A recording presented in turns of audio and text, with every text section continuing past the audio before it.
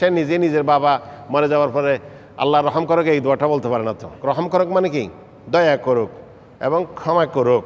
তাহলে এটা প্রত্যেক ছেলের জন্য প্রযোজ্য, কিন্তু না জানলে করবে কি? সেই জন্য যারা এই ধরনের দোয়া করে না তাদেরকে বলা হবে মা বাবার কুসন্তান।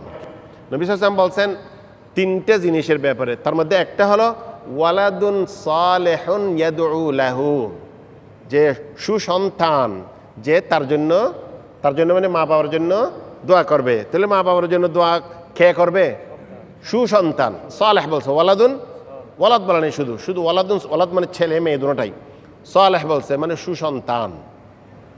তাহলে সুসন্তান যদি মা বাবার জন্য দোয়া করে আল্লাহ দোয়া কবুল করবে। তাহলে যিনি মা বাবার জন্য সুসন্তান বানায় যায় নাই, যে মা বাবা আপনি নিজের সে সন্তানকে সুসন্তান বানা যায় নাই, তার থেকে দোয়ার আশাও করা যায় না। সেই জন্য আমরা সবসময় আমাদের মা বাবার জন্য দোয়া করব।